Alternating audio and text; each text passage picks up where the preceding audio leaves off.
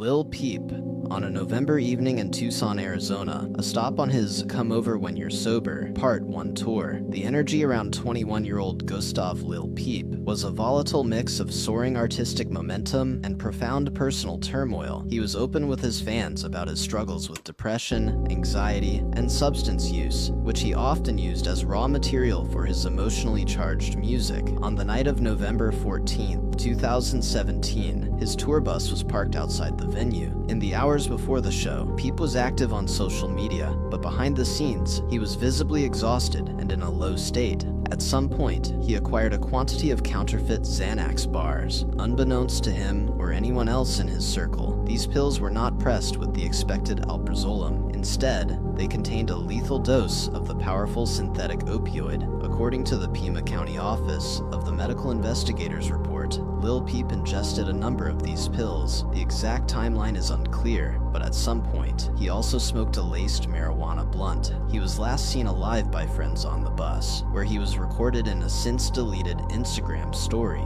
In the video, he mentions taking 6 Xanax and appears to be under the influence. He then retreated to his bunk to rest before the performance. It was there that the fentanyl took hold. The opioid binds to receptors in the brain that control breathing. As the drug overwhelmed his system, his respiratory rate slowed to a fatal halt. There was no struggle, no cry for help. Worried when he failed to wake up for his performance, members of his team went to check on him. They found him unresponsive. A 911 call was placed just after 8 p.m., reporting a possible drug overdose. Emergency responders arrived, but it was too late. Lil Peep was pronounced dead at the scene. The official autopsy report listed the cause of death as fentanyl toxicity, with a contributory effect from a second synthetic opioid, also found in his system. The overdose was not the result of a single, knowingly taken substance, but a poisoning from a counterfeit pill that contained a potency he never intended to consume.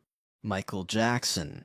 It was a quiet morning in the Holmby Hills mansion, a place Michael Jackson called home as he prepared for what was to be his grand comeback, the This Is It concert series in London. The pressure was immense, the expectations astronomical. For weeks, he had been plagued by crippling insomnia, the kind that made sleep a distant memory, and the pre-dawn hours a torturous expanse of anxiety. On June 24, 2009, his personal physician, Dr. Conrad Murray, was with him. According to Murray's later testimony, Jackson was desperate for rest, pleading for his milk, a secretive term he used for the powerful anesthetic propofol, which he believed was the only remedy capable of granting him sleep. For hours, Dr. Murray attempted to sedate him with a cocktail of weaker sedatives, including lorazepam and midazolam, but as the morning of June 25th dawned, sleep still would not come. Finally, around 10:40 a.m., against all medical reason and standard practice,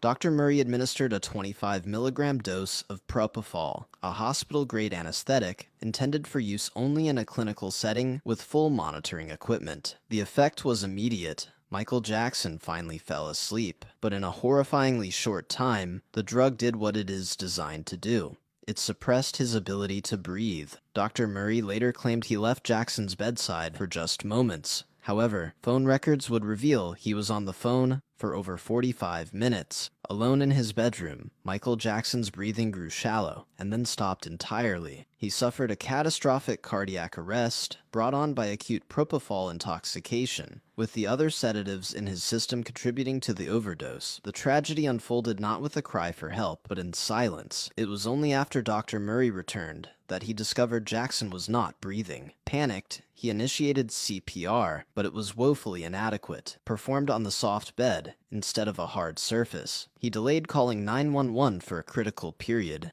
and when paramedics finally arrived, they found a pulseless Jackson. They transported him to Ronald Reagan UCLA Medical Center, where a team worked frantically, but he was pronounced dead at 2:26 p.m. The official cause of death was ruled a homicide. The sequence of events detailed in court revealed that Michael Jackson's overdose was the direct result of a physician administering a dangerously inappropriate drug in a profoundly negligent setting, ending the life of the king of pop in a needless and devastating tragedy. Heath Ledger.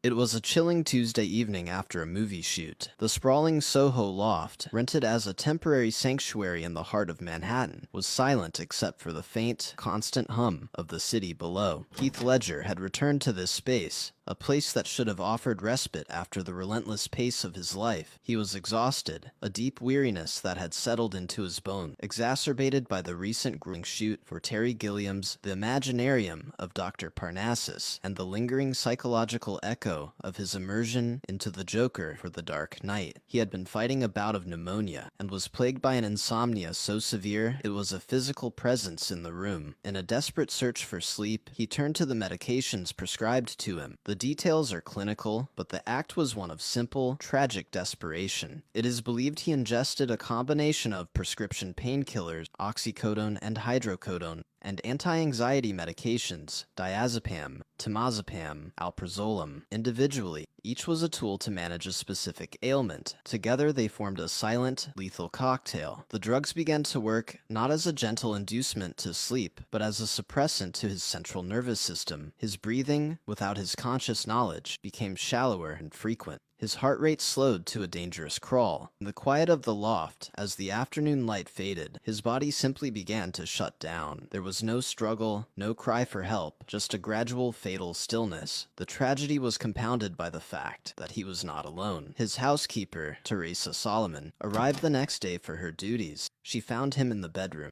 unaware that the silence she encountered was permanent. She attempted to wake him, then called the masseuse who was scheduled for an appointment. It was the masseuse who discovered the scene was beyond help and frantically dialed 911, reporting a possible cardiac arrest, but it was far too late. The official ruling was death by acute intoxication from the combined effects of the medication. It was not a reckless act of indulgence, but a perfect storm of circumstance, and the desperate solitary battle for rest that tragically and quietly went too far.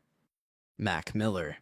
It was a quiet morning in the San Fernando Valley, the California sun filtering into a spacious Studio City home that 26-year-old Malcolm Mac Miller had rented. The period leading up to September 7th, 2018, had been a turbulent one for the acclaimed rapper and producer. He was working on new music, but he was also grappling with a breakup and had a well-documented, long-standing struggle with substance abuse, a theme he often explored with stark honesty in his lyrics. On the evening of September 6th, Miller was at home with two associates. According to the subsequent police investigation, one of them, Cameron James Pettit, had supplied Miller with a variety of drugs. That night, Pettit allegedly procured what he believed to be pharmaceutical oxycodone pills. They were, in fact, counterfeit pills pressed with the powerful synthetic opioid fentanyl, a substance estimated to be 50 to 100 times more potent than morphine. Unaware of their lethal content, Mac Miller took the pills. The exact sequence of events is private, but at some point, he retired to his room to sleep. The fentanyl, combined with the presence of cocaine and alcohol already in his system, created a fatal cocktail. The drugs acted as a central nervous system depressant, slowly and silently suppressing his body's drive to breathe. The tragedy unfolded out of sight. It wasn't until the next morning, Friday, September 7th, that his assistant, arriving for work, grew concerned when Miller failed to respond. The assistant discovered him unresponsive in his bed and immediately called 911 at 11:51 a.m. Paramedics pronounced him dead at the scene. The Los Angeles County Coroner's Office later ruled the death an accident caused by mixed drug toxicity. The primary agents were fentanyl and cocaine, with alcohol as a contributing factor. Mac Miller's overdose was not a result of a single, recklessly taken substance, but a poisoning from a counterfeit pill that contained a hidden, lethal dose. His passing highlighted the extreme dangers of an unregulated drug supply and marked the profound loss of a beloved artist in the midst of his creative evolution.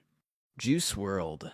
At just 21 years old, Juice WRLD had a world of potential ahead of him. His tragedy unfolded in the early morning hours of December 8, 2019. Juice WRLD and his entourage were on a private Gulfstream jet, returning from Los Angeles to his hometown of Chicago. As the plane began its descent into Chicago's Midway International Airport, he reportedly became anxious, according to statements from those on board. The sequence of events, as detailed by the Cook County Medical Examiner's Office, began after the aircraft landed safely at approximately 2 a.m. As law enforcement officers conducted a routine security sweep of the private terminal, they were alerted to the presence of weapons and narcotics on the plane. This prompted a federal ATF and FBI investigation. During this law enforcement activity, Juice WRLD suffered a medical emergency. Witnesses reported that he went into a seizure. In a panicked attempt to hide evidence, members of his team began swallowing pills. It is believed that in a very short period of time, Juice WRLD ingested a significant quantity of prescription codeine and possibly other pills, including oxycodone and Percocet. The combination of these substances, particularly the opioids, triggered a toxic reaction. His body, overwhelmed, began to seize. Emergency medical services were called to the tarmac and administered 2 doses of Narcan, the opioid overdose reversal drug. He was rushed to Christ Medical Center in Oak Lawn, but despite all efforts, he was pronounced dead at 3:14 a.m. The official cause of death was an accidental overdose, with the tox report listing oxycodone and codeine toxicity as the fatal cause. His death was a stark and sudden event, playing out not in solitude, but amid the chaos of a law enforcement encounter. At just 21, Juice WRLD's passing marked a profound loss, a cautionary tale of the intense pressures of rapid fame and the devastating speed with which substance use can turn fatal.